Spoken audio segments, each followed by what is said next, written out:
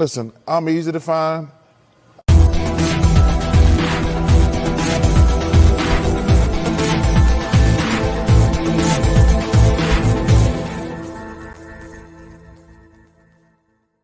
And then they can kiss my ass. What's going on, ladies and gentlemen? It's Nathan back with another great presentation. I hope you're all well. Hope you're all staying safe. Hope you had a great day today. Happy Friday.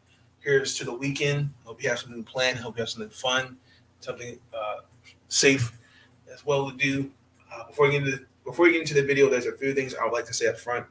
This is episode 14 of Big Nate Sports Talk, season 9. I do apologize. I know it's supposed to go a little earlier, but today it's been a really long day. And then I kind of lost track of time.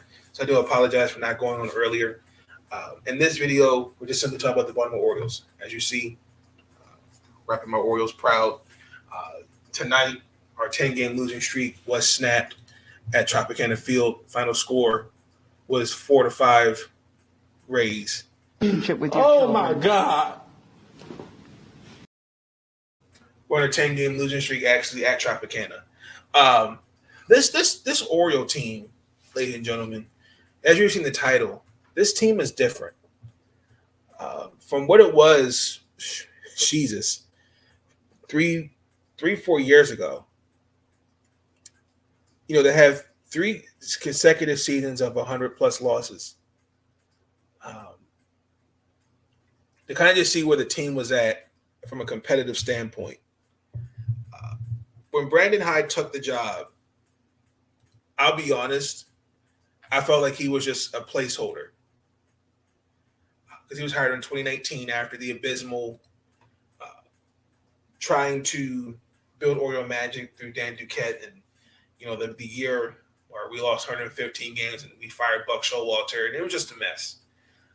Because if you remember that, after we lost the ALCS to Kansas City, the next year we only won 85 games, and next year we lost to Toronto, and then we didn't make the playoffs. We waited a year late to trade Zach Britton, Manny Machado, Scope. It was just a mess. And to see where the team was at that point, we had guys just coming off the street. There was just no sense of direction. There was no sense of a timetable of when this team was going to be ready to compete. There was none of that. I'll be honest, as an Oriole fan, over the years, it has been painful to see the Orioles not win. The closest thing was was one series away going to the World Series. Even the year before, beating Texas to get in the wild card and then losing to New York, unfortunately. But to see where this year, the 2022 Baltimore Orioles, this is a competitive team. It's interesting that last year around this time, we had lost 19 straight games. And unfortunately, ladies and gentlemen, when you rebuild, but see, that can happen. But when you rebuild, you understand that there's going to be lumps and bruises, but not like that. It's interesting when you look at the American League right now. The last time we were on a 10-game winning streak was back in 1999, where we had Cal Ripken Jr., Albert Bell, Mike Messina, and those guys. And that year, I believe we got over 500. I think it was like we were in the month of June and July. I think it was like 45 or 44. But that year we didn't make the playoffs, unfortunately, because it was older Cal Ripken. The team was post the mid-90s. We had Rafael Palmeiro, B.J. Surhoff, Jimmy Key, those guys of the world. Team wasn't really the same. And you could see that. When you look at this Oriole team, it's different. Like the fact last year, we just won 52 games. Because if you look at it, this year, the New York Yankees we all knew that they were going to that they're on pace. I'm just going to call it right now. The New York Yankees will be in the World Series this year. Guaranteed. There's no stopping them. They haven't. No. They are in a very comfortable position right now, first place. There's no taking that away from them. I mean, I think we're like now. I think it's like 18 games now from out of first place, but just to see just how competitive this team is, it just says a lot. But more importantly, when you look at the Orioles, right, since 2016, we hadn't made the playoffs. But the question is the Orioles now have become a potential buyer and a seller, because now I think the way these guys have played, you got to understand, it's just the way they've been competitive, especially when Adley came up, Adley Rutschman. Like, they've played well. The first, I looked at there was a stat, and I couldn't believe this, but the first 64 games, they were a minus 48 or 49. The last 25 games, they've been a plus 42, 43. That just tells me, I want to make sure I give Brandon Hyde his flowers, Freddie Gonzalez. I want to give the rest of that coaching staff their flowers, because they've put together a team that not only, even though the payroll is not that great, but they've shown that you can compete with a team like a team of guys that are young and hungry and want to win. That's what makes the game. That's what makes making this season so great. That's what I'm loving it. You know, the fact that to see Adley Rutschman do so well in his first year. I mean, former number 1 overall prospect, he has found his stride. Now, also too, you have a healthy Austin Hayes. Anthony Santander has been playing great baseball. They have been doing their thing. Cedric Mullins. Now, guys, last year was a little bit of runoff. I mean, Trey Mancini leads the team in batting average. I know Cedric leads the team in runs. Anthony Santander leads the team in home runs. I believe Anthony also leads in RBIs. And then Jorge Mateo. Ladies and gentlemen, if you remember, he was a prospect at one point for the San Diego Padres. So it's really good to see him also too really doing well. But I got to give also to the pitching staff. Ladies and gentlemen, they won 45 games. And yet also you got to take into consideration, John Means is not up here. Keegan Allen, Tyler Wells, Spencer Watkins, Dean Kramer, Jordan Lyles. Jordan Lyles has really, really shown me that you need a guy like him to be your innings eater. Now I know he's now 6 and 7. He's 6 and 7 on the year. His ERA is about a 4.3, but he's eating innings. I think he has the most innings. I think it's like 105 innings even so far. And then behind him, Tyler Wells leads the team in wins. Jorge Lopez, I call him our new Zach Britton. He has 17 saves in the year. And, again, congratulations, Jorge, for making the All-Star team. But the pitching staff, it looks really, really good. It looks better. These guys are going to take their lumps, but they're really holding the fort down. And it just speaks on what these guys are doing. Now, my concern is I would like to see what they're going to do at the trade deadline, because the trade deadline is the 31st. And I think they've made a case that you can be a buyer and sell. But also, too, it's the energy. I can remember when Trey Mancini was called up. And I believe it was against the Pirates. And he actually hit 2 home runs. The second home run was a game-winning home run, his first walk-off.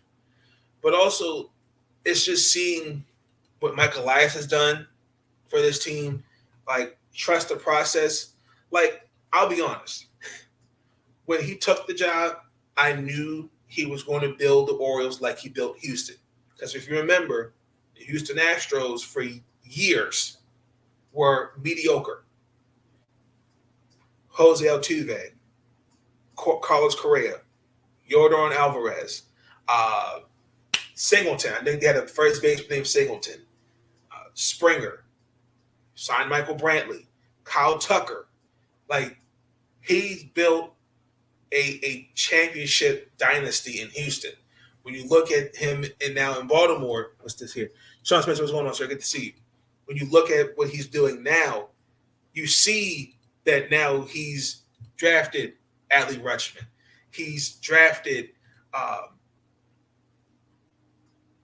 Heston Kjerstad, Colton Cowser, Gunnar Henderson. The list could go on and on. Now he has the number 1 overall pick. And from what I'm hearing, it could be Jackson Holliday. It could be Drew Jones. Hell, I've even heard Tamar Johnson could be a potential number 1 overall pick. There's so much that Mike Elias has done for this team, and I want to make sure he gets his flowers. But also, too, I got to give a shout out. I know we were out all kind of at a crossroads with this. I got to give Mr. Angelos some props too, because it seems like he wants to stay the course. He wants to build a competitive team. I can see that. But also, too, it's going to take another couple years to be patient, and I respect that.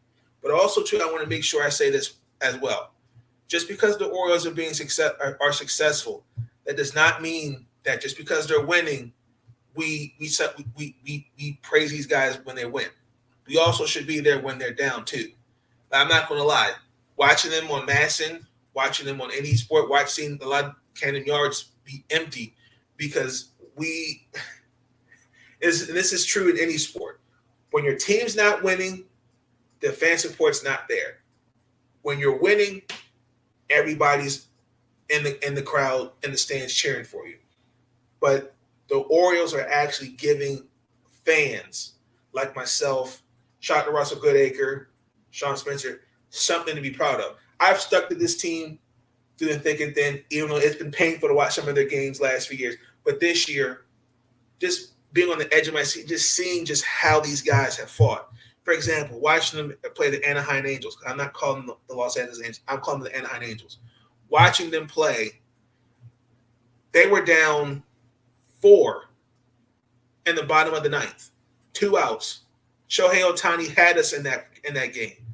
They bring in Raciel Iglesias. And then just see how they still fought. They stay competitive. They stayed with it.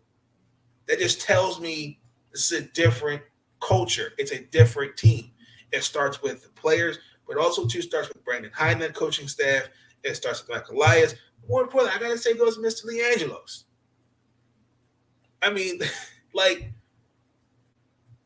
a good 5-6 years. Like, this team has something to be proud of. Now, even though tonight they lost, they should not hang their heads. They should be proud to know where they're at right now. The fact that the AL East is right still, to me, it's really a bloodbath. Well, it's really still competitive. Like, we're 3 games behind Toronto, and we're 2 games behind Boston. It's still really anybody's race. What's this here? They had to bring concerts in last season to bring people in, and this year they're getting it. Yes. Like, I think they're supposed to have Paul McCartney. I think Ringo Starr was supposed to be there as well. I know they had Flo Rida recently, but just different things like that. But putting a product on your field matters. And we knew this was not going to be an easy task. I know if I'm being repetitious because, as somebody said here on YouTube, may they rest in peace, repetition is the mother of skill. When you look at the Orioles, like, again, remember, Up until last night, they hadn't lost a game since July 2nd.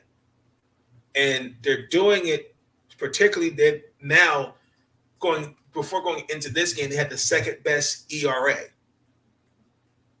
Also, too, they were doing really well at the plate. They were hitting going before this game, hitting 366 with 2 outs. And again, there were 3 straight games where we were trailing in the 9th. We hadn't done that since what was it? It was like 1978 or 1979. Like, I was reading something. I think it might have been in the Baltimore Sun, where Freddie Gonzalez was like, "Oh, this team's different." I knew for me, and I could see where he meant. I had to go back and look. I said, "Oh, that New York series," because that New York series, I think we were actually in New York that series.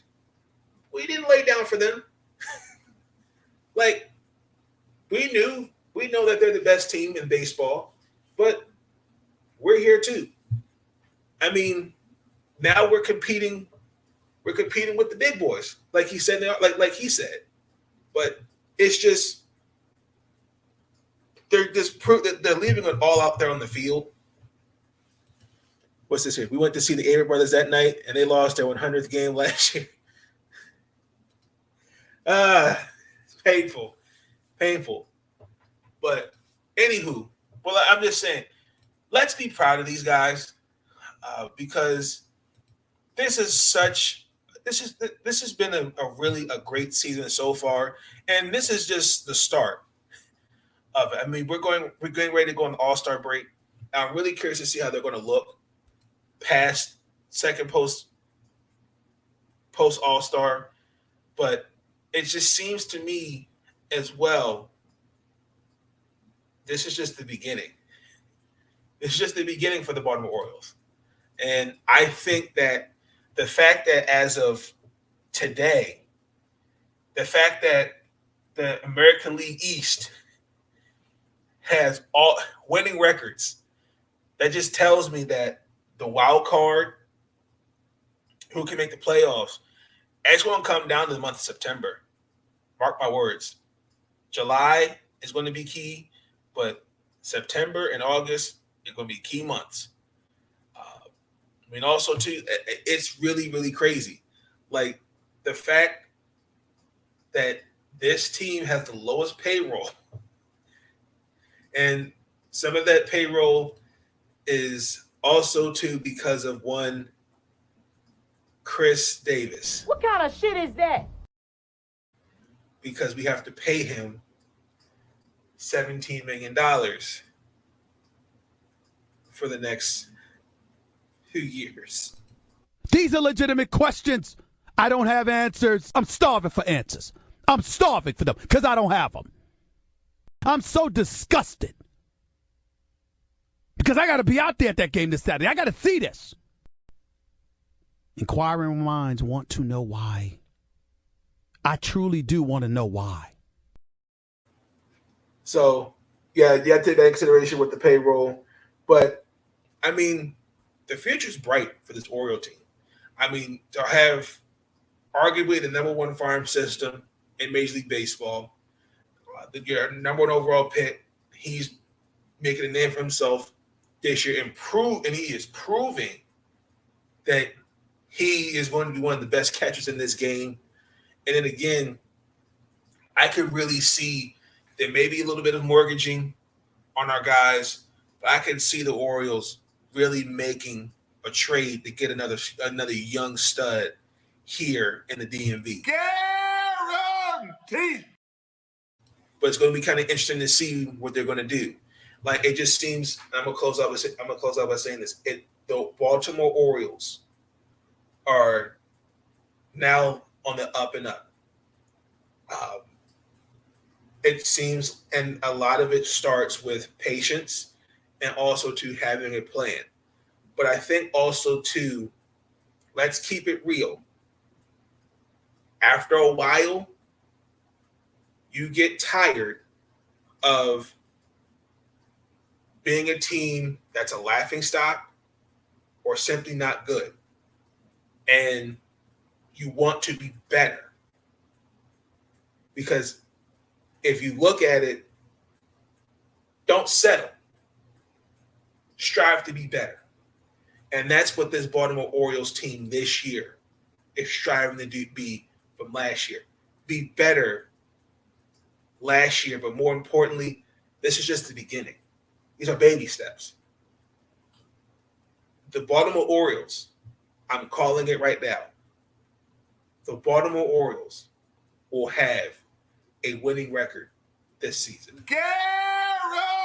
Guaranteed. With that being said, that's going to conclude the video. Be tuned in the next few minutes. I have the WNBA Midseason Award show presented by yours truly, Nathan Stell. So be tuned in for that. Tomorrow, the Washington Mystics have post-practice media availability. That's at 12:30.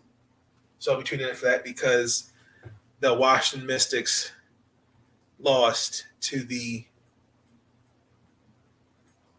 Phoenix Mercury 80-75. Hell no. So I'm going to hold my frustration until tomorrow.